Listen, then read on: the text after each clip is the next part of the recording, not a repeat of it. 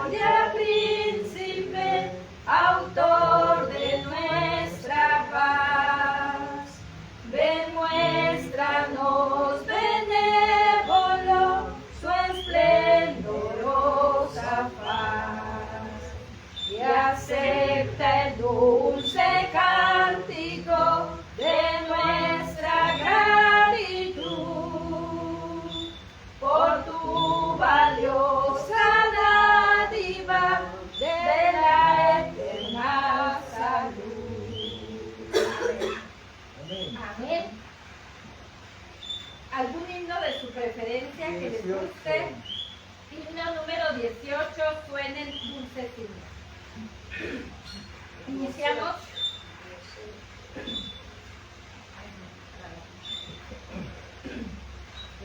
Suenen dulces himnos gratos al Señor, y óigase en concierto universal. Desde el alto cielo baja el Salvador, para beneficio del mortal. Gloria, gloria sea nuestro Dios. Gloria, si cantemos a una voz. Y el cantar de gloria que se oyó en Belén, sea nuestro cántico también. Montes y gócense los pueblos, gócese Israel, y a la tierra viene ya la paz.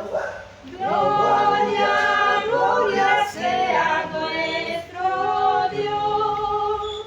Gloria, si cantemos a una voz.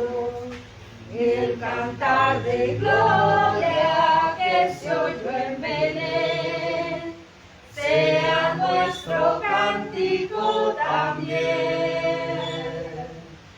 Salten de alegría, lleno el corazón, la batida y pobre humanidad. Dios se compadece viendo su aflicción y le muestra buena voluntad. Gloria, gloria sea nuestro Dios. Gloria, si cantemos a una voz. Y el cantar de gloria que se oyó en Belén, sea nuestro cántico también. Lata en nuestro pecho noble gratitud hacia quien nos brinda redención, y a Jesús el Cristo que nos da salud, tributemos nuestra adoración. Gloria, gloria sea nuestro Dios. Gloria, si cantemos a una voz. El cantar de gloria que se oyó en Belén, sea nuestro cántico también. Amén. Gracias. Muy bien, le agradecemos a nuestra hermana Isabel. Le agradecemos a nuestra hermana Isabel por habernos hecho cantar en este meridiano del día. Y yo creo que hay voz en el cielo cuando hay grupos de personas que abren su corazón para alabar al Creador. Bueno, ha llegado el momento oportuno, el momento esperado que todos estamos esperando. En esta tarde tenemos el gusto, tenemos el placer, el privilegio de presentar al pastor Nelson Villarreal. Oiga, somos amigos, me olvidé el nombre. Bueno, el pastor Nelson Villarreal. Bienvenido, pastor, en esta tarde, bienvenido. Su canal, Nuestro Firme Fundamento, lo espera y le da la bienvenida. Bienvenido.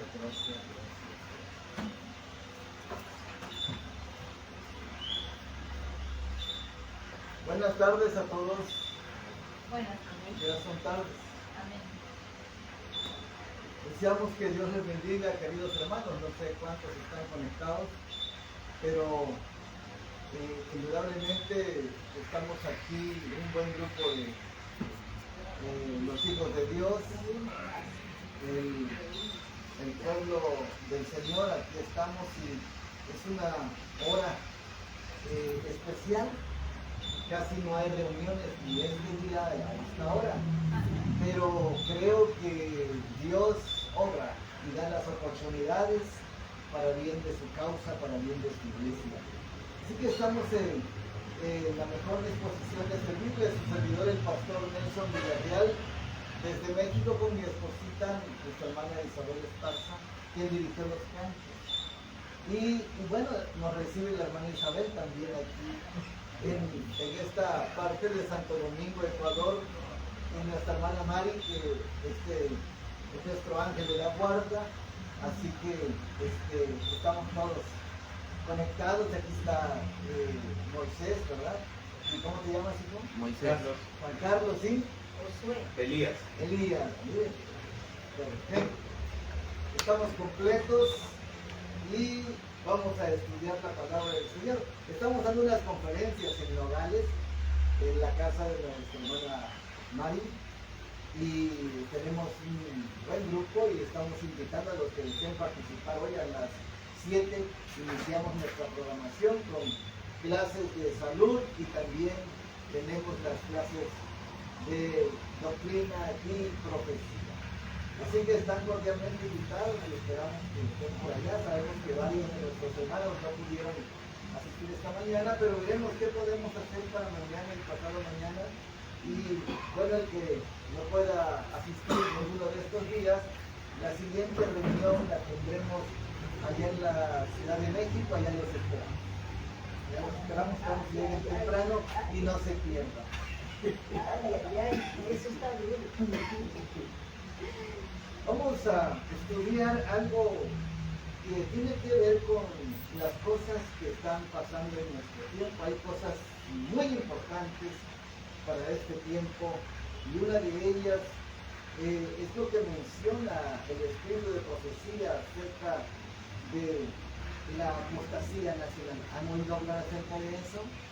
De la apostasía nacional. Muy bien. Entonces, les recuerdo a ustedes, les pregunto a ustedes, ¿qué vendría con la apostasía nacional? La ruina nacional. Perfecto, Elías. Está conectado. Cuando yo conocí a Elías, yo tenía 12 años, me parece, 13 años. Sí. Y estaba más, Moisés estaba muy pequeño. Ya no se acuerdan quizá, pero nos da mucho gusto verlos. Que es una familia que está unida y conectada y que tienen su empresa y que van al campo, etcétera. Qué bendición. Yo les felicito. Y vamos entonces a analizar este tema que es muy importante porque hay una apostasía nacional y que trae como consecuencia una ruina nacional. Pero el tema yo le he titulado la apostasía nacional y la ruina del tiempo del fin. La ruina del tiempo del fin. Para ello vamos a abrir nuestra Santa Biblia. Vamos a abrir nuestra Santa Biblia en el libro del profeta Isaías. El libro del profeta Isaías. El capítulo número 24. Vamos a ir desde el verso número 1.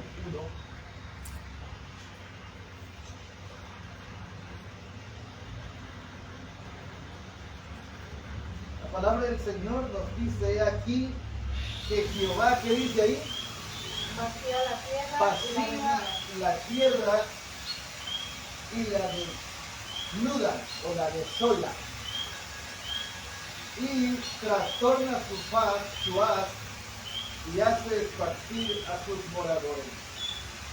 Verso 2. Y será como el pueblo, tal el sacerdote, como el siervo, tal su señor, como la criada, tal su señora, tal el que compra, como el que vende, tal el que da prestado, como el que toma prestado, tal el que da al ogro, como el que lo recibe. Del todo, dice el verso 3, del todo será vaciada la tierra y enteramente saciada. porque Jehová ha pronunciado esta palabra. Verso 4. Destruyóse, cayó la tierra, enfermó, cayó el mundo, enfermaron los altos pueblos de la tierra. Ahora hasta aquí yo pregunto, ¿se dan cuenta de esta situación de que el profeta Isaías habló especialmente en el año 715 antes de Cristo? Si podemos cerrar la puerta para que oigan, sí, que no nos interrumpa porque no hay micrófono y se está transmitiendo. Gracias. Papá, Está. la luz. Luz. Que la prende. Por la transmisión, para que haya luz. ¿Está bien? Bueno, vamos a continuar. Entonces, si ustedes se dan cuenta, del verso 1 al 4 habla de una terrible destrucción. Ahora, yo pregunto, ¿quién queda liberado de esta destrucción? Díganme ustedes, ¿quién queda liberado? Nadie.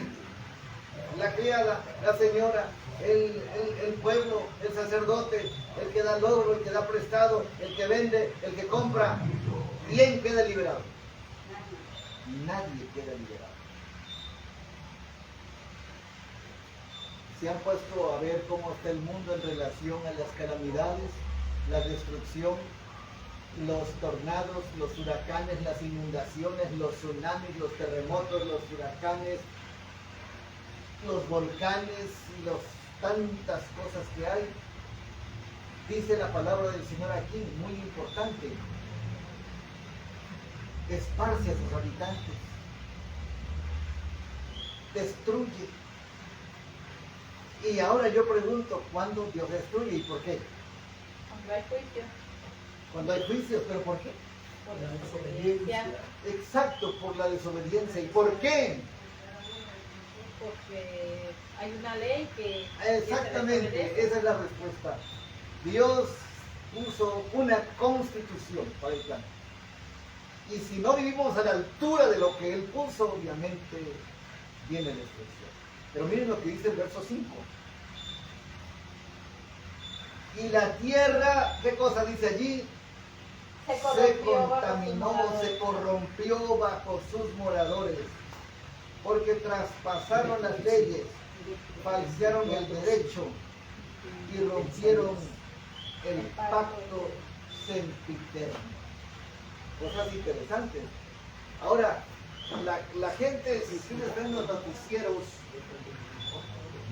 siempre están hablando de que los índices delictivos están creciendo, de que el crimen organizado está avanzando, de que hay más muertes todos los días. Hay estadísticas de cuántos matan cada día después de una noche y que no baja.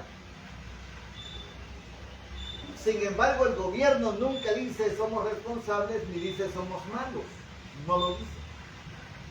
Todos hablan de prosperidad, de que va bien todo, pero algo está pasando en el planeta. Y algo que no es normal. ¿Por qué llegó la destrucción? Dice el verso 5, por 3 causas muy importantes. Traspasaron las leyes, falsearon el derecho y rompieron el pacto sempiterno. Por esta causa la maldición consumió la tierra y sus moradores y fueron asolados. Por esta causa fueron consumidos los habitantes de la tierra y disminuyeron los hombres.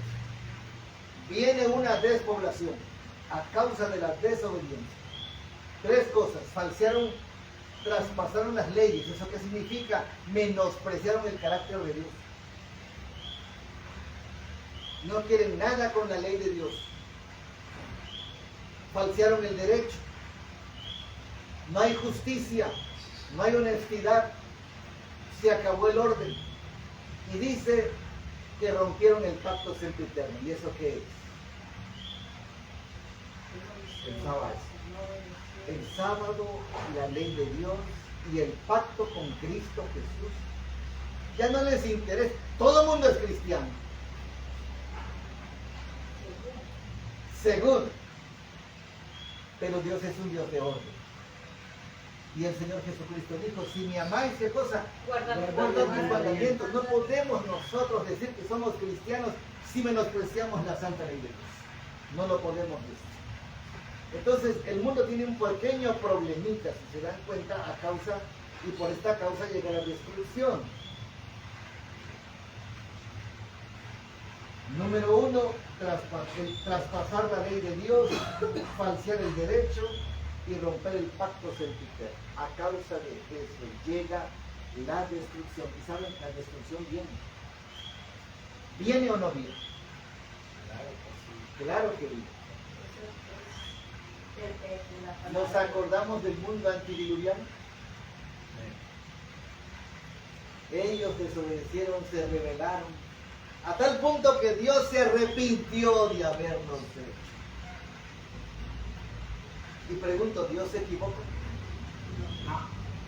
¿Y por qué se arrepintió de habernos hecho? Si no, ni siquiera lo hubiera hecho.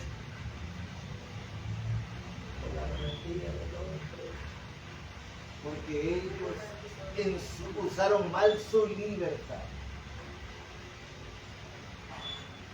Y la creación de Dios se corrompió. Porque usaron mal su libertad, desobedecieron, rebelión.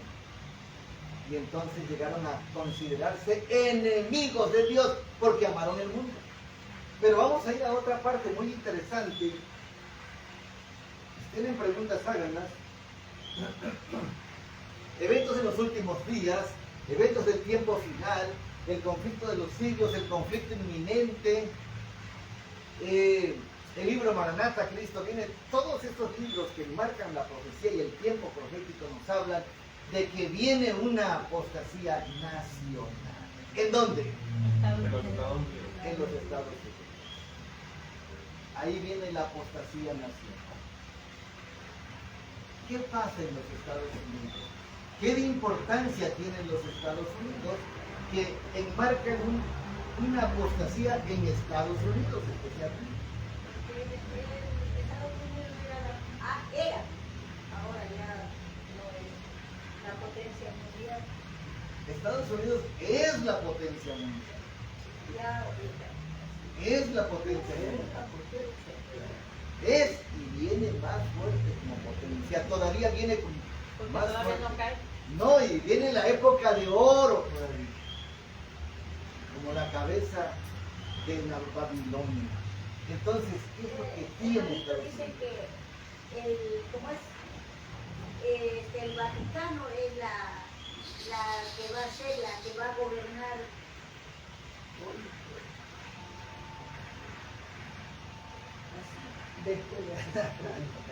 Bueno, Apocalipsis 13 enmarca dos bestias. Una que sale del mar, otra que sale de la tierra, ¿verdad? Estados Unidos es la que sale de la tierra. Y ayuda es la que sale del mar. Vamos a llegar hacia allá prontamente. Pero bien, los habitantes de Estados Unidos han sido un pueblo favorecido. Porque es donde más se predicó la verdad. Ha sido un pueblo bendecido. Y hay una pregunta que tengo aquí, a ver si alguien está por ahí conectado. ¿Por qué llegó a ser potencia Estados Unidos? Yo sé por qué es potencia hoy, que lo enmarca, pero ¿por qué llegó a ser una potencia Estados Unidos? Que guardaban la ley de Dios. ¿Por qué llegaron a ser potencia? Porque Dios los bendijo. ¿Y cuál fue la bendición? Los fundadores eran protestantes, o sea, en un inicio estaban acorde a los principios. Obedecer su ley. Había dos cosas muy importantes que Estados Unidos adoptó en su constitución. La libertad, ¿sí? Y la fe. Libertad en su constitución como ley y la fe el protestantismo. Dos cosas fundamentales, porque cuando estaban las persecuciones allá en Europa, ¿dónde se vinieron? Hasta los Unidos. Eso lo hizo potencia porque fue una nación cristiana que puso en primer lugar los mandamientos y que puso la libertad de culto, la libertad de la vida, De conciencia. la libertad de conciencia. y además su política era libertad. Y por eso todo el mundo, vámonos a Estados Unidos, vámonos a Estados Unidos. No sé, hermano Carrillo, si alguna ocasión intentó irse a Estados Unidos. Le cuento que me dieron un privilegio que nadie tuvo aquí en Ecuador. A mí me pagaban que me fuera a estudiar a la Universidad de Andrews. Me pagaban todo para que vaya a estudiar para pastor allá. Ajá. Y por pretexto que no sabía inglés no me fui, pero me pagaban todo. Bueno, pero ese no era un problema. Y no me quise ir, saqué pretexto y no me fui. Dios sabe por qué. Si no, estos muchachos todos hubieran nacido allá, ¿verdad? En ese tiempo. Ya estaba casado ya. Ya estaba casado. Bueno, hay algo muy importante. Díganme, ¿quién no ha ido a Estados Unidos? ¿Y quién no tiene un familiar en Estados Unidos? ¿Quién me quería ir? ¿Tiene familiar en Estados Unidos? ¿Tiene familiar en Estados Unidos? ¿Verdad? ¿Tiene familiar en Estados Unidos? Hermano, ¿Quién no tiene un familiar en Estados Unidos? sobrinos, primos, hermanos.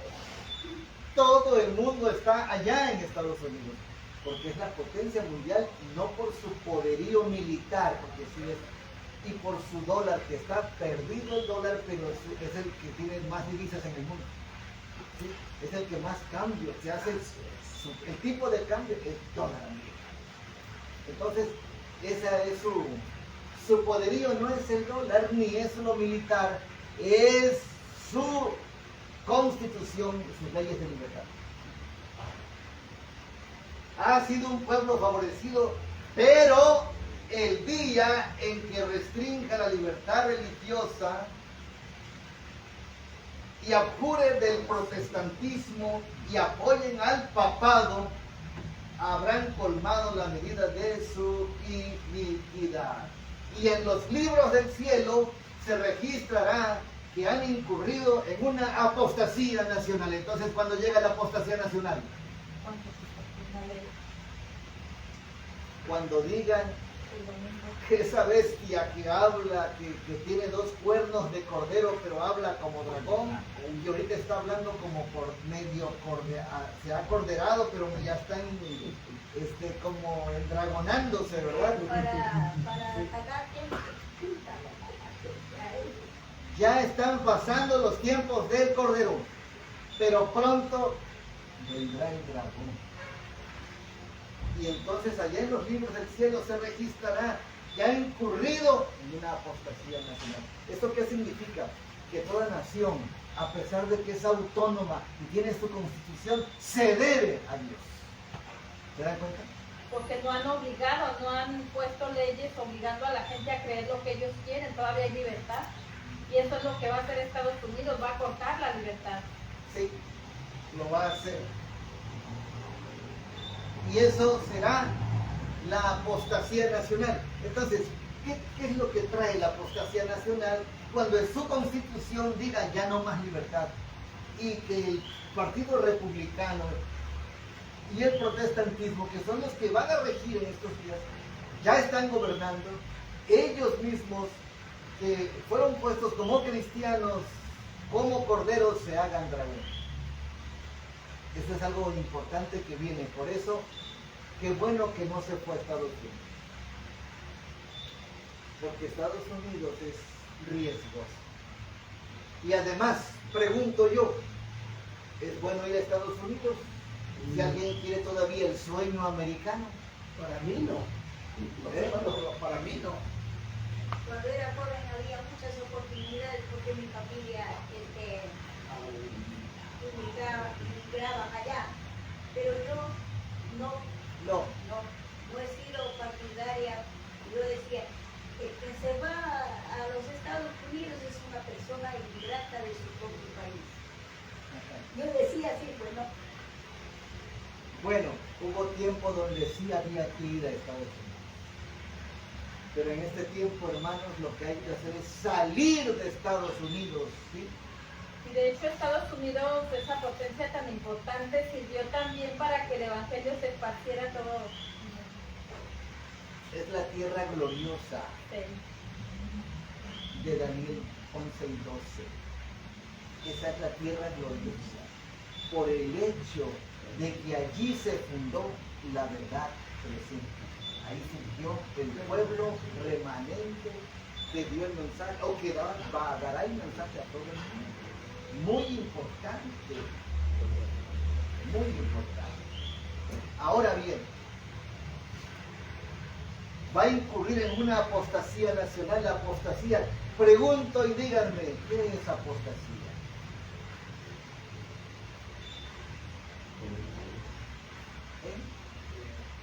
¿Qué es apostasía? Haber caminado en la verdad y acechar el error. Suplantar los principios de verdad y poner el error en lugar de la verdad. Gracias. Apostasía es apartarse de la verdad, apartarse de la doctrina y apartarse del camino. Esa es apostasía. Y cuando Estados Unidos, dice la sierva del Señor, que entra en una apostasía nacional, es porque dejó sus principios que los había tomado de las Escrituras y los negó, los quitó y dejó la doctrina. Era un buen país, figura en la profecía de Apocalipsis, una de las últimas potencias que serían instrumentos de un poder tan grande que viene atrás. Pero bueno, cuando incurre en apostasía nacional, ¿cuál será el resultado? La ruina nacional. ¿Y eso qué es? Cae como potencia. La ruina nacional. Para poder entender lo que viene a los Estados Unidos y al mundo, veamos la ruina de Israel. ¿Por qué llegó la ruina de Israel? Apostasía. En la sala del tribunal, cuando Pilato vaciló en condenar a Jesús porque se lavó las manos, la esposa le dijo: no tengas nada que ver con este justo porque yo soñé anoche. Ni aún así hizo caso. No le hizo caso a la esposa. ¿Por qué razón? Porque tenía intereses políticos. Pero si él hubiese hecho caso a la esposa, Pilato hubiera salvado. Nada más salvó a la esposa. Bueno, son otras historias interesantes, pero algo muy importante es de que tuvo Pilato la oportunidad de condecorarse para ser un leal cristiano a pesar de su nombramiento. Prefirió el puesto Prefirió político. la política, prefirió los negocios, prefirió el comercio, prefirió el estatus social que ir con Jesús. Los judíos, enfurecidos, gritaron: su sangre sea sobre nosotros y sobre nuestros hijos. Entonces, ¿cuál fue la apostasía nacional? Israel. ¿Cuál fue la apostasía nacional? Haber negado Rechazar a Cristo. Haber rechazado a Cristo. Haber rechazado a Cristo.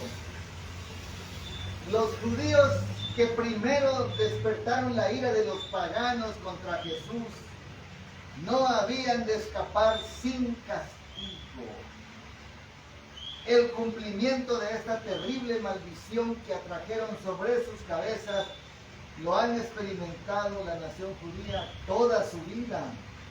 Los paganos y los así llamados cristianos han sido igualmente sus enemigos. ¿Quiénes son los enemigos de los judíos?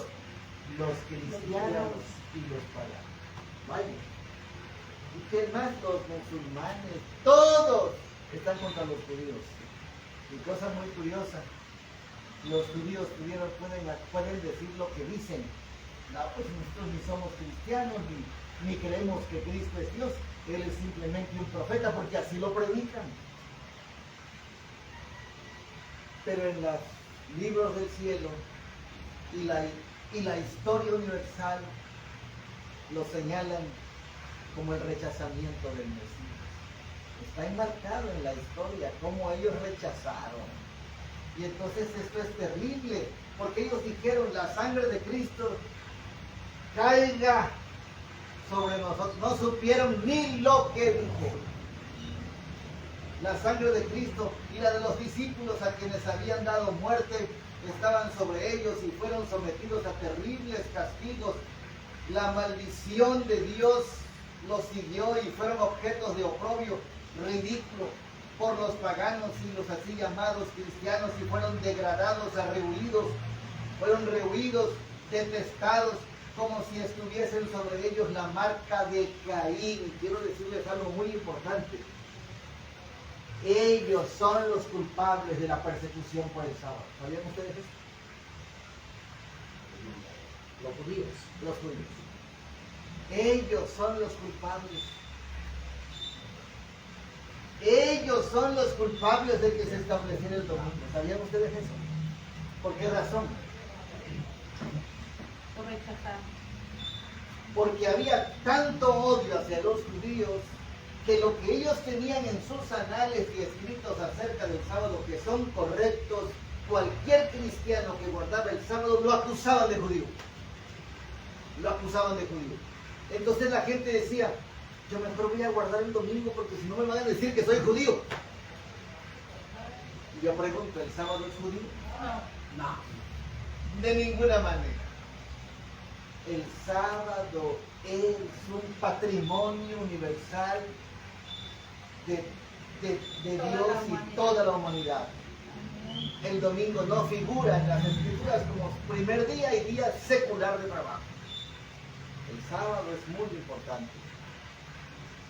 Entonces fueron degradados, rehuidos, detestados, como si estuviesen sobre ellos la marca de Caín. Acuérdense ustedes, en los años ha habido muchas guerras judías, pero las fuertes, la más fuerte de tantas, fue la de los nazis contra ellos. Cosas terribles y espantosas, cómo ellos sufrieron. Han visto, hay decenas de películas acerca del holocausto. ¿Por qué? Porque dijeron ellos, la sangre caiga sobre nosotros y sobre nuestros hijos. Qué terrible situación. Eso da miedo.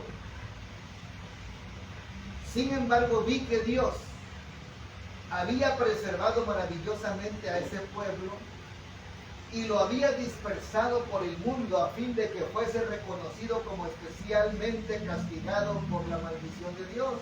O sea, aún siendo esparcidos, se reconoció la maldad de ellos. Ay de aquel que rechace a Cristo. Ay de aquel que rechace su santidad.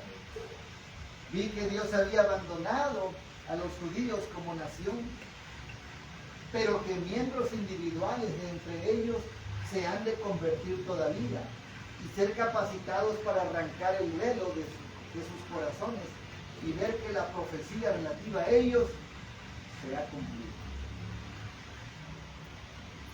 Entonces, qué terrible historia de los judíos. Está en la profecía de las 70 semanas y para el año 34 la nación. Miren, aquí está la caída de los judíos. Caen en el año 31. Caen en el año 34. Y caen en el año 70. En el año 31, en la cruz de Cristo, se rechazó el liderazgo. En el año 34, la nación judía, como nación. Y en el año 70 es la ruina nacional. Por la apostasía 40 años después. Tristemente,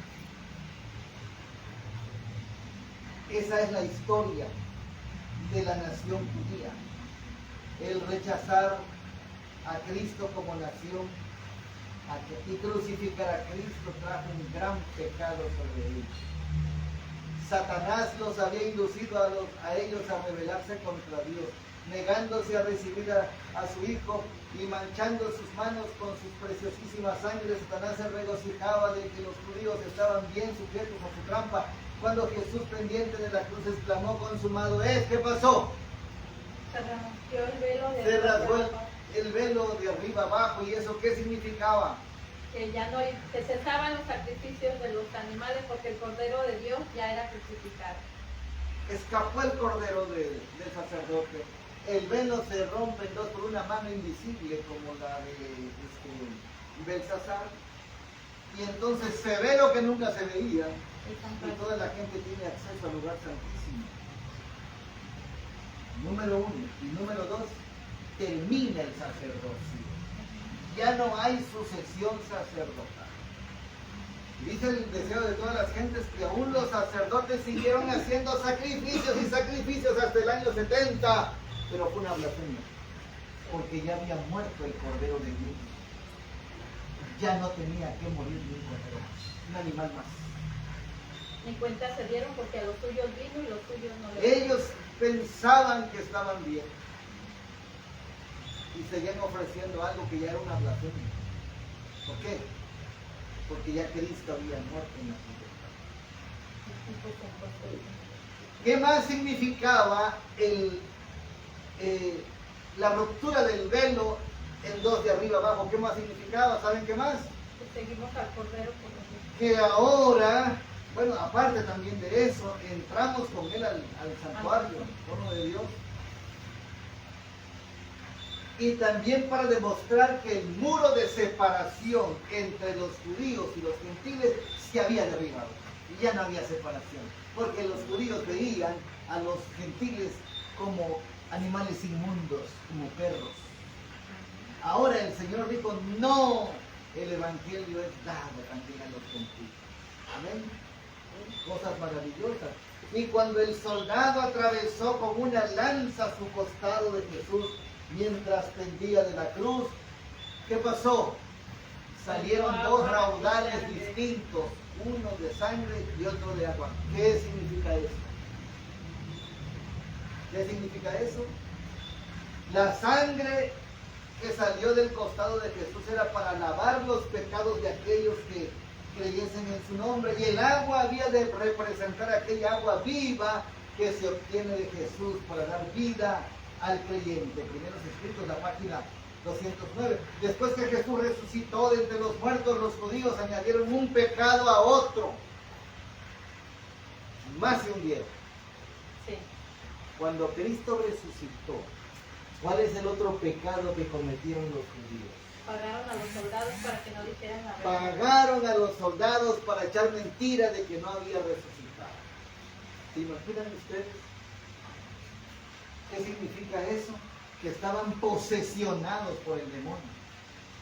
Ya no dieron vuelta atrás. Y al procurar ocultar el hecho de su resurrección, sobornando la guardia romana para que atestiguase una mentira, pero la resurrección de Jesús quedó doblemente asegurada por la... ¿Qué pasó cuando Jesús murió? ¿Se acuerdan ustedes? ¿Y la tierra qué cosa ahí? Tembló. ¿Y qué más sucedió? Resucitaron primicias Se abrieron sepulcros de de gente, los que habían sido de hombres mártires. santos, como primicias del cristianismo y la verdad, testigos que dieron fe y fueron a las ciudades a mencionar que era real lo que estaba ocurriendo. El Señor llamó a su pueblo Israel y lo separó del mundo a fin de confiarle un cometido sagrado. Ahora yo pregunto algo. A Israel lo hizo depositario de su ley. Por este pueblo la luz del cielo había de resplandecer en los lugares oscuros de la tierra. Si los hebreos hubiesen sido fieles a su cometido, habrían sido una potencia en el mundo. Pero ellos no cumplieron su pacto con Dios.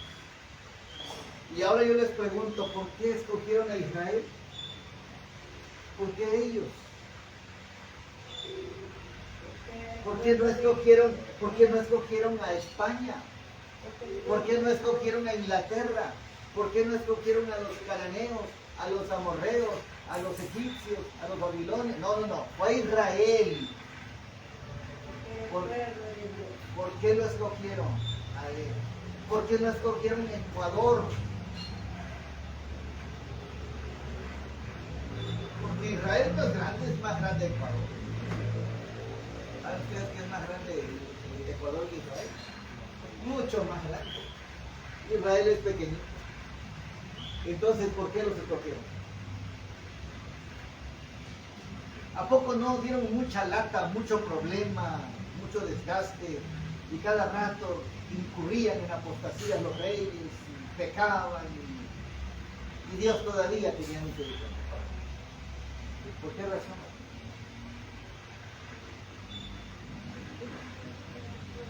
Porque si hubieran escogido a los cananeos o amorreos, iba a ser espantoso todavía. Si escogió a los menos malos por la promesa que hizo Dios a Abraham y la iba a cumplir. Dios hizo un pacto y Dios no está jugando. Eso es algo muy importante, hermano.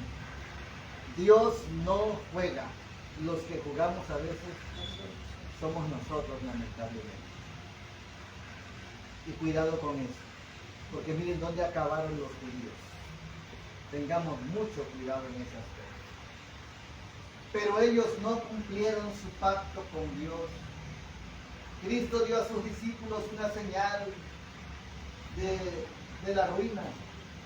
Y en Mateo 23:37, después de 3 años y medio, el Señor Jesús se sube a la montaña, se sienta en una piedra y ve a Israel así abajo y con lágrimas en los ojos le dice: Jerusalén, Jerusalén, que matas a tus profetas y apedreas a los que te son enviados. ¿Cuántas veces quise juntaros como la gallina junta sus polluelos? ¿Y qué cosa? Y no quisiste. ¿Qué sigue después del texto? Vuestra casa os es dejada, ¿cómo? Desierta. Desierta. Acabó Israel, hermano. Acabó Israel.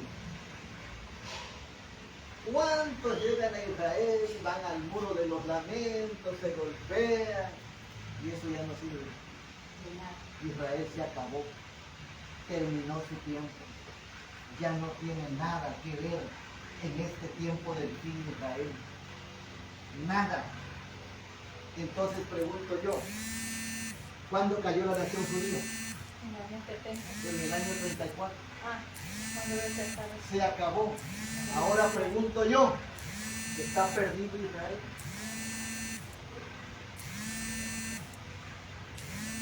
Como nación, ¿quién acepta a Cristo? Es parte del remanente. Así es parte del remanente. Es parte del remanente que va a ser formado de todas partes del mundo. De todas partes del mundo. Mateo 24:36 lo menciona. Entonces, hay algo muy importante. Jesús les dijo a ellos: vuestra casa os es dejada, ¿cómo? Se acabó Israel. Se acabó. Cuando viereis a Jerusalén, Mateo 24:15, aquí ya Jesús anuncia el juicio. Primero la deja sola, vacía. Luego dice: cuando viereis a Jerusalén cercada de ejércitos, sabéis entonces que su destrucción ha llegado. Esta advertencia fue dada para que la recordasen 40 años más tarde en ocasión de la destrucción de Jerusalén. Entonces los que estuvieron en Judea huyan a los montes, y los que en medio de ella váyanse, y los que estén en el campo no entren en ella. ¿Por qué? Porque son días de venganza, para que se cumplan todas las cosas que están escritas. Dice Lucas 21:20 al 24. Pero cuando viereis a Jerusalén rodeada de ejércitos, sabed entonces que su destrucción ha llegado. Los que estén en Judea huyan a los montes, y los que en medio de ella váyanse, y los que estén en los campos no entren en ella, porque estos son días de retribución para que se cumplan todas las cosas que están escritas. Más ¡ay! ¿De qué? De los que estén encinta y la sequía en aquellos días, porque habrá gran calamidad en la tierra, ira sobre este pueblo, y caerán a filo de espada, y serán llevados cautivos a todas las naciones. Y Jerusalén será hollada, por los gentiles hasta que los tiempos de los gentiles se cumplan, hermanos.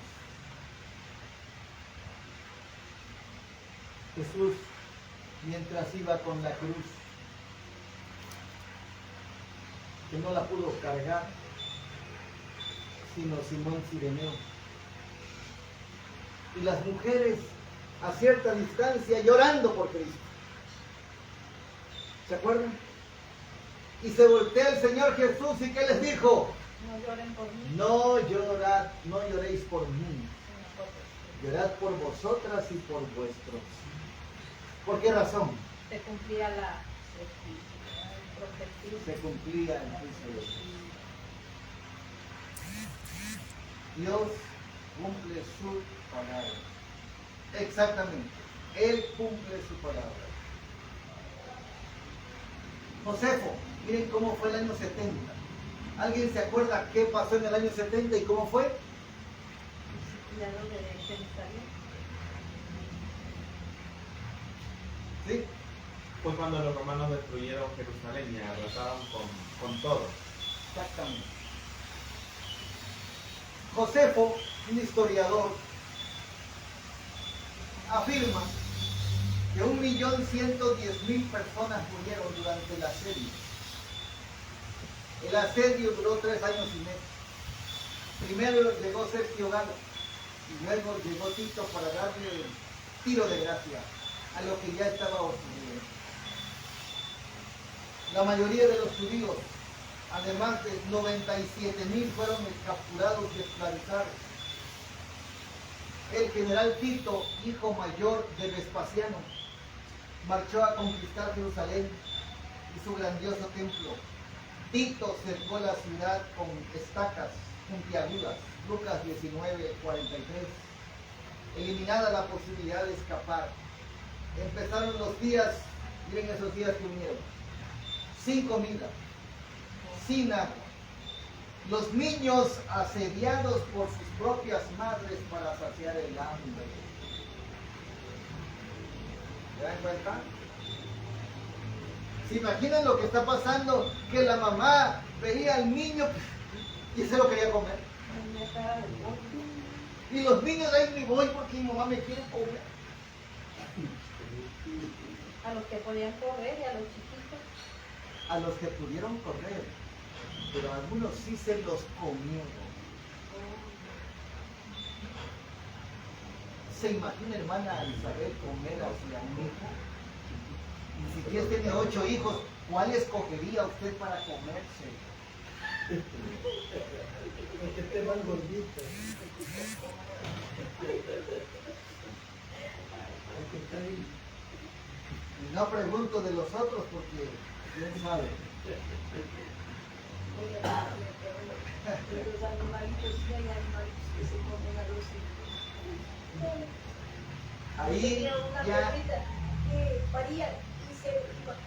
Yo que era la auxiliaba así, me escondía. eso hacen los animales, ¿sí? Es cierto. Esa es otra historia, pero que la gente coma aquí. Eso es espantoso y terrible. Empezaron los días sin comida, sin agua y los niños asediados por sus propias madres para saciar el hambre. Los sediciosos y soldados luchaban sobre montones de cadáveres y los muertos que pisoteaban avivaban su futuro. Recurrían a medidas drásticas que resultaban en baños de sangre. Tito dijo, no me toquen el templo, déjenlo intacto, destruyan todo menos el templo. ¿Por qué? ¿Por qué?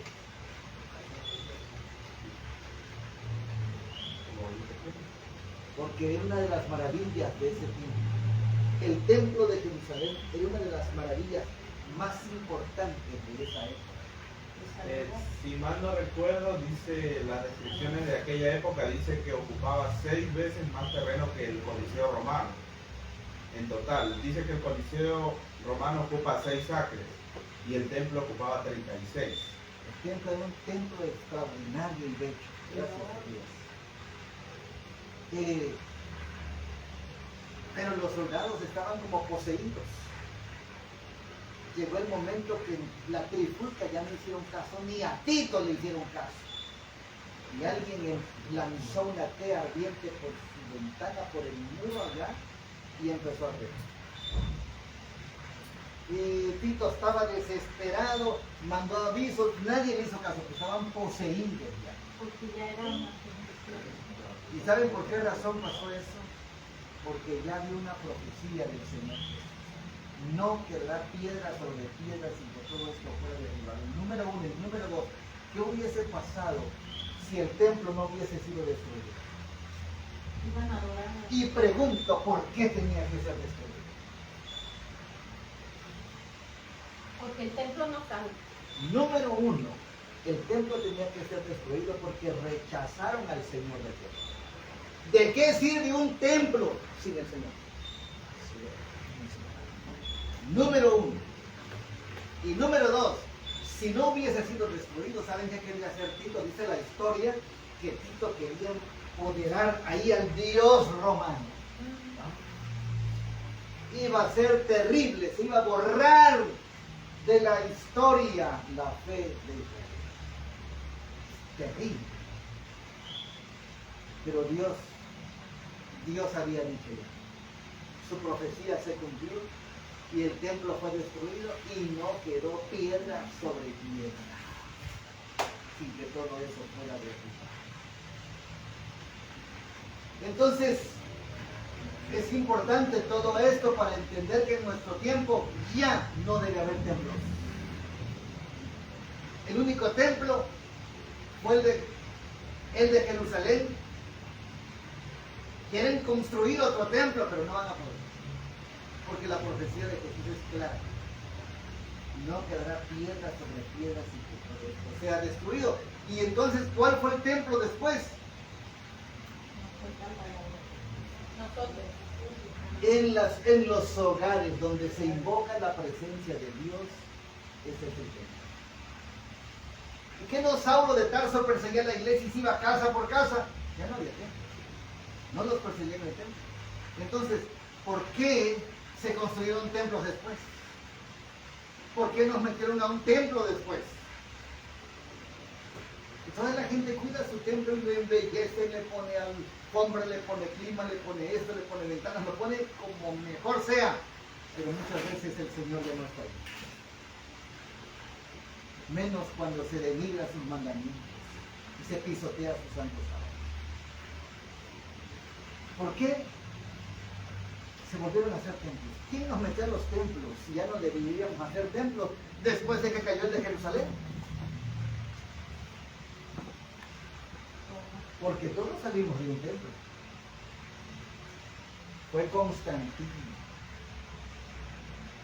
aquel que supuestamente se convirtió al cristianismo y entonces se encontró, hizo muchos cambios, se infiltró el paganismo con el cristianismo y entonces le dijo a los hermanos cristianos de su tiempo: ¿y qué hacen aquí reunidos? Hay mucho ruido aquí, están arreglando carros afuera. ¿Qué hacen aquí? Hace calor, mejor vénganse aquí, miren, yo tengo una catedral. Y metió a los cristianos a los templos paganos. El Partenón, todos el templo de Diana, que habían 5,000 allí. ¿Han visto las catedrales? Vienen del paganismo y ahí los metió Constantino. No debimos haber entrado aquí. Pero gracias a Dios ya salimos de ellos. Ahora los hogares deben ser casas de oración y de estudio y de capacitación. Así como amén. Amén. Amén. Eso es muy importante, que hay gente que cuidan su templo como si cuidan más al templo que su fe. Y ahí construyen templos los cristianos y al rato adventistas, por ejemplo, ellos hacen sus ahorros, sus ventas para construir y viene la asociación y cuando ya piensa diferente, les quita su propio templo. Se los quita. No construyan templos, ni tampoco ofrezcan sus diezmos a los centros y asociaciones, porque ellos ya están con Roma. ya hay una apostasía. Es terrible, esa es una gran verdad, pero esta es la verdad y la historia lo revela. Pero ¿qué más sucedió? En el año 70, millares murieron a consecuencia del hambre y la pestilencia. Los afectos naturales parecían haber desaparecido. Los esposos se arrebataban unos a otros los alimentos. Al comerse a sus hijos, peleaban el pie del hijo. Ah, no, yo quiero comerme su brazo. Ah, yo quiero su pierna. Y otros se comían la oreja, no sé. Pero los esposos se peleaban los alimentos. Los hijos quitaban a sus ancianos padres la comida que se llevaban a la boca y la pregunta del profeta: ¿se olvidará acaso la mujer de su niño mamante? Recibió respuesta en el interior de los muros de la desgraciada ciudad, tal como la adquiera la Santa Escritura: las misericordiosas manos de las mujeres huesen a sus mismos hijos. Estos les sirven de comida en el quebranto de la hija de mi pueblo. Isaías 49:15. Lamentaciones 4:10. Conflicto de los hijos, página 30. Qué terrible, la caída del templo de Jerusalén, hermanos, fue espantosa, fue fuego, fue sangre, fue desolación, fue angustia. Pero ya Dios le había dicho: salgan de allí. Salgan de allí y no vuelvan por nada. La hora de esperanza y de perdón transcurridas rápidamente. La copa de la ira de Dios por tanto tiempo contenida estaba casi llena. La nube que había ido formándose a través de los tiempos de apostasía y rebelión veíase ya negra, cargada de maldiciones. Los profetas habían llorado la apostasía de Israel y lamentando la terrible desolación con que fueron castigadas sus culpas, y el único que podía librarle de su suerte fatal inminente había sido menospreciado, solamente Cristo. Encarnecido y rechazado el Señor Jesús, y en breve siendo crucificado. ¿Qué esperanza tenía Israel? Cuando el Cristo estuviera clavado en la cruz del Calvario, ya habría transcurrido para Israel su día como nación favorecida y saciado de las bendiciones de Dios. Pero mientras Jesús fijaba su mirada en Jerusalén, veía la ruina de una ciudad, de todo un pueblo, y que era irreversible. Cruzando los siglos con la mirada, vio al pueblo del pacto disperso en toda la tierra como náufragos en una playa desierta. Llegaron a Estados Unidos. Vio como el primer trago de la copa de la ira que en el juicio final aquel mismo pueblo debería apurar hasta las heces. Cristo vio a Jerusalén, un símbolo del mundo, endurecido en la incredulidad y rebelión, que corría presuroso a recibir el pago de la justicia de Dios. Los discípulos se habían llenado de asombro y hasta de temor al oír las predicciones de Cristo respecto a la destrucción del templo. Durante más de 40 años habían prodigado riqueza, trabajo y arte arquitectónico para enaltecer el esplendor y la grandeza de aquel templo. Con este objeto habían importado de Roma enormes bloques de mármol que iban puestos exactos sin mezcla de cemento, y que al pasar por ahí, cuando estaba ocultando el sol, iba cayendo, se miraba de oro, porque era puro mármol. Y era impresionante. De cierto os digo, no quedará dejada aquí piedra sobre piedra sin que sea derribada. Por tanto, cuando viereis la abominación del asolamiento que fue hecha por el profeta Daniel, Daniel 12, 11 y 12, que estará en el lugar santo, el que la entiende, entonces los que estén en Judea huyan a los montes, tan pronto como los estandartes del ejército romano, 3 años y medio. Sexto Gallo, los estandartes, tengo un tema de los estandartes de Roma, ya lo predicamos aquí hoy. Cuando los estandartes, las banderas de los dioses romanos ya se vieran afuera del muro, había que escapar. Ya había que... Y ahora ya se ven esos estandartes. Ya están los estandartes. Tan pronto como los estandartes del ejército romano idólatra fuesen clavados en el suelo sagrado que se extendía varios estadios más allá de los muros, los creyentes en Cristo debían, ¿qué cosa? Huir, salir. Al ver la señal preventiva, todos los que quisieran escapar debían hacerlo sin tardar. Tanto en tierra de Judea como en la propia ciudad de Jerusalén, el aviso de la fuga debía ser aprovechado en el acto. O sea, ya me voy al campo, ya voy a salir de Santo Domingo. Nada más que pase este tiempo, nada más que pase el fin de año, nada más que pasen 3 años, en el acto de vida. Todo el que se hallase en aquel instante en el tejado de su casa no debía entrar en ella, ni para tomar consigo lo más valioso tesoro. Los que trabajaban en el campo, en los viñedos, no debían perder tiempo en volver por las túnicas que se hubiesen quitado para sobrellevar mejor el calor y la faena del día. Todos debían marcharse sin tardar si no querían verse envueltos en qué cosa, en la ruina general. ¿Saben una cosa? No está lejano el tiempo, evento de los últimos días, en que como los primeros discípulos, la profecía del Salvador referente al juicio que iba a caer sobre Jerusalén tendrá un doble cumplimiento, tendrá otro cumplimiento. Y la terrible desolación del primero no fue más que un pálido reflejo de lo que será el segundo. ¿Sí estamos entendiendo? ¿Sí estamos comprendiendo? Lo que pasó en Jerusalén, Mateo 24, tiene doble cumplimiento. Se cumplió en el año 70 y se cumplirá en nuestro tiempo. Se cumplirá en nuestro tiempo. Y estamos entrando a esa fase, hermano. La terrible desolación del primero no fue más que un pálido reflejo de lo que será el segundo. En lo que acaeció en la ciudad escogida podemos ver anunciada la condenación de un mundo que rechazó la misericordia de Dios y pisoteó su santa ley. Acuérdense de lo que viene a Estados Unidos. ¿Qué pasó en el año, poco antes del año 70 o ese año?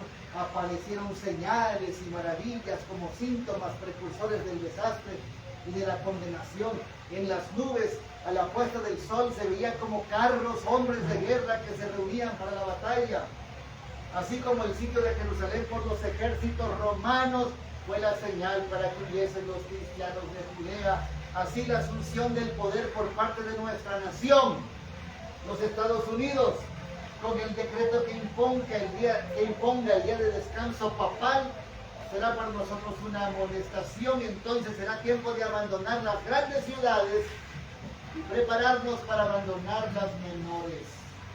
Seremos obligados a buscar refugio en lugares desolados y solitarios, en busca de hogares retraídos, en lugares apartados entre las montañas.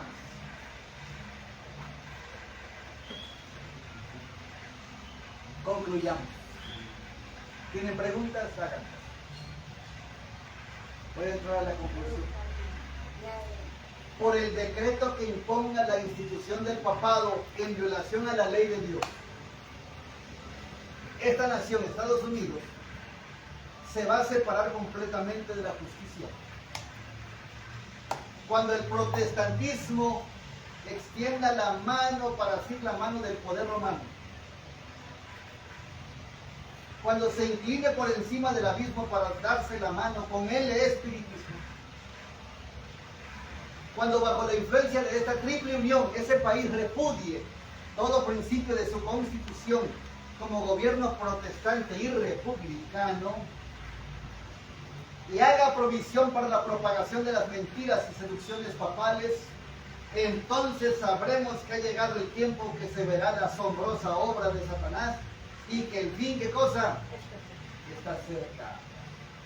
Entonces vendrá la ruina nacional.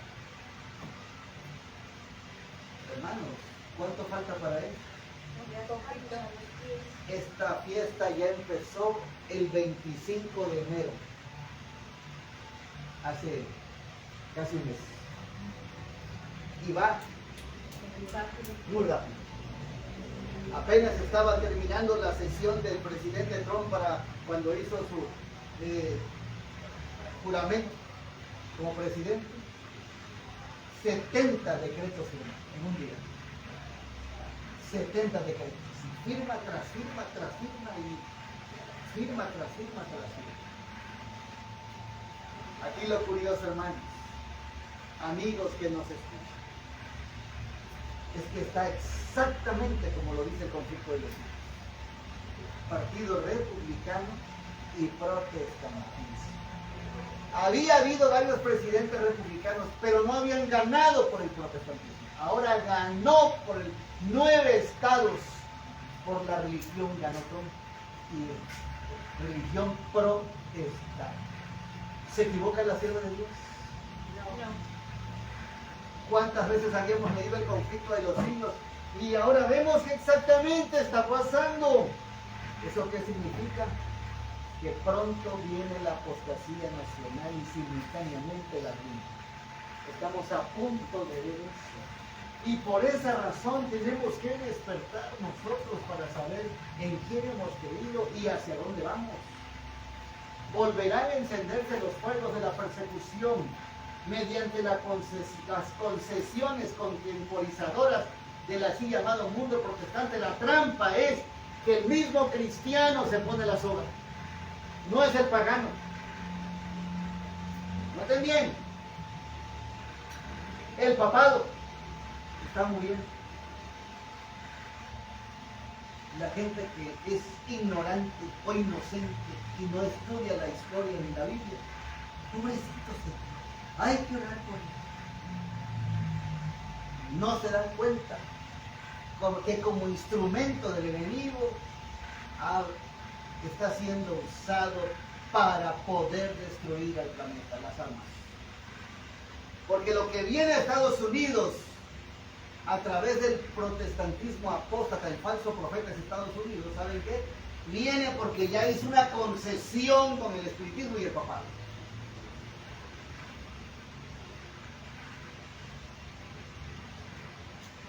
A través del cristianismo. La ley dominical la quiere Francisco, la quiere el Vaticano, porque ellos hicieron un compromiso con el enemigo, con el domingo, hicieron el compromiso, esa es su marca. Pero ellos se lavan las manos y dicen que está enfermo, dicen pobrecito, pero sigue firmando decretos. ¿Y saben qué? Usa a Estados Unidos. Si fuera Roma sola, ya la gente despierta y dice, no quiero persecución, no quiero Edad Media, no quiero Inquisición, pero no es Roma, es Estados Unidos, la tierra de libertad, la nación de libertades, libertad de conciencia, la bestia con cuernos de cordero, pero se hará dragón. Y lo que pasó allá en Roma sucederá en Estados Unidos. La gente debe despertar para saber todo lo que viene pronto. Hace 8 años él ganó la presidencia. Hace 4 años la perdió. Se la robaron. Se la robaron. Este galo se fue, pero ahora viene aquí. En este periodo suceden las cosas, hermanos. ¿Cuánto tiempo nos queda? Nada.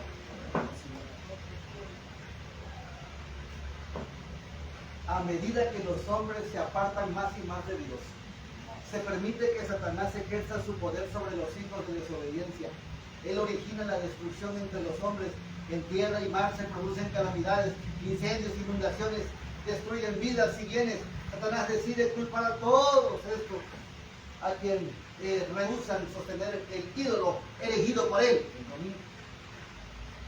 Sus agentes señalan a los adventistas como causantes del problema y dicen, esta gente está desafiando la ley, están violando el domingo, y estos terribles juicios se harían si se les obligara a obedecer la ley que impone la observancia del domingo.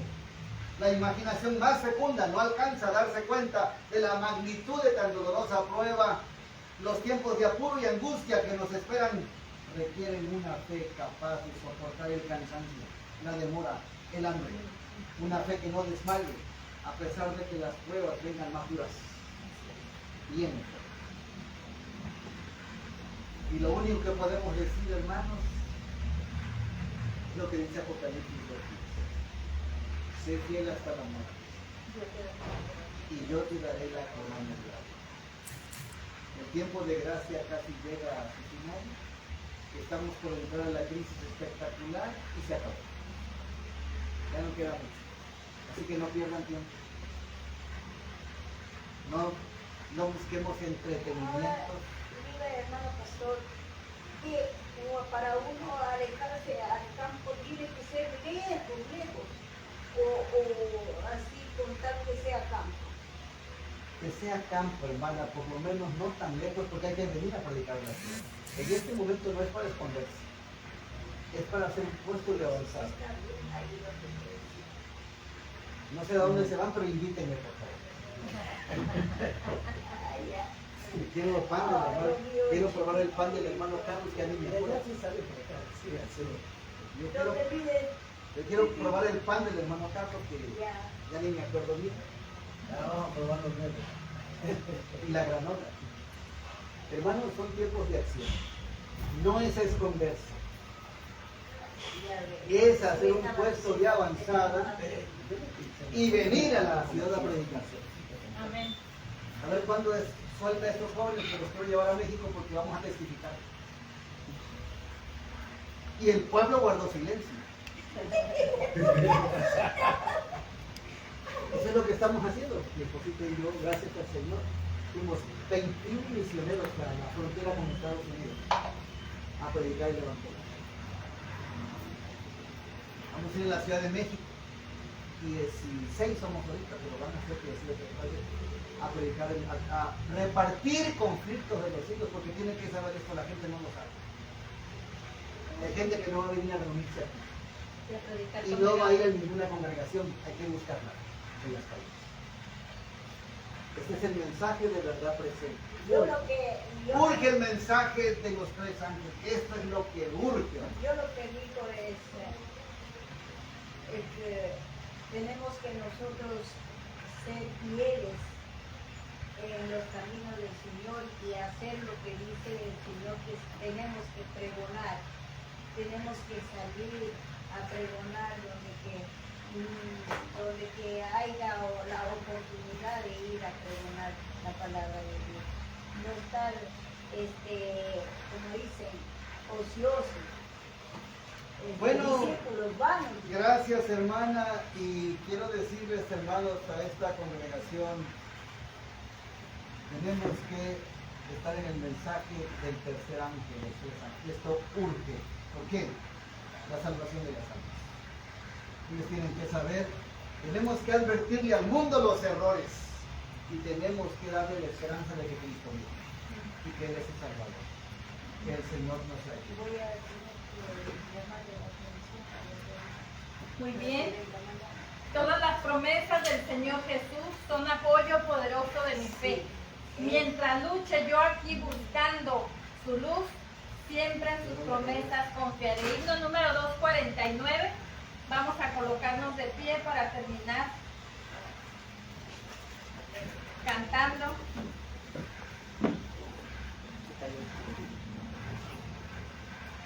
Todas las promesas del Señor Jesús son apoyo poderoso de mi fe. Mientras luche aquí buscando yo su luz, siempre en sus promesas confiaré. Grandes, fieles, todas las promesas que el Señor ha dado. Grandes, fieles, en ella yo por siempre confiaré. Todas sus promesas para el hombre fiel, el Señor por su palabra cumplirá. Y confiado sé que para siempre en Él, paz eterna mi alma gozará. Grandes, fieles, todas las promesas que el Señor ha dado.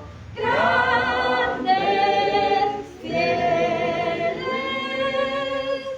en ellas yo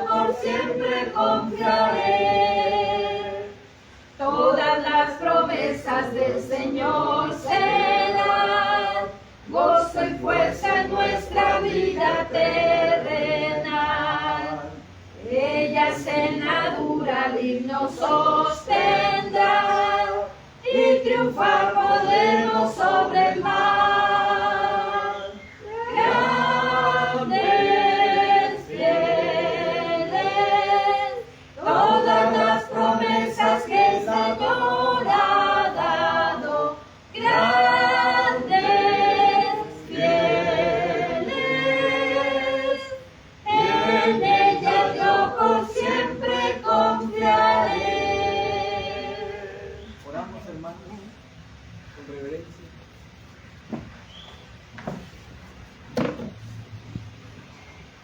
Eterno Dios y Padre nuestro que estás en los cielos, santificado sea tu nombre. Señor, te alabamos, te agradecemos porque nos indicas el tiempo, nos guías hacia ti, hacia el lugar donde hemos de estar para preparar al mundo para tu venida. Te pedimos perdón si te hemos ofendido, si nos hemos equivocado. Perdónanos, Señor, amado Padre. Y al mismo tiempo, capacítanos con tu Espíritu Santo, para que podamos tener el discernimiento, para que podamos entender los tiempos y prediquemos tu verdad. Bendice esta congregación, ayúdale, Señor, a poder ver que tu venida es cercana y que afiancemos nuestra fe en nuestro Señor Jesucristo. Rogamos tu bendición para la hermana Isabel, hermano Carlos, sus hijos, Moisés, Carlos, Elías, hermana Mari. Te pedimos, Señor, que nos bendigas a todos y nos des tu presencia y la dirección exacta que necesitamos para ayudar a este mundo que perece. Estamos a punto de ver la ruina del mundo de Estados Unidos por el menosprecio de tu santa ley. Permite, Señor, que nosotros seamos fieles hasta la muerte y que la gloria sea para ti. En el nombre de Cristo Jesús. Amén. Amén. Que Dios les bendiga.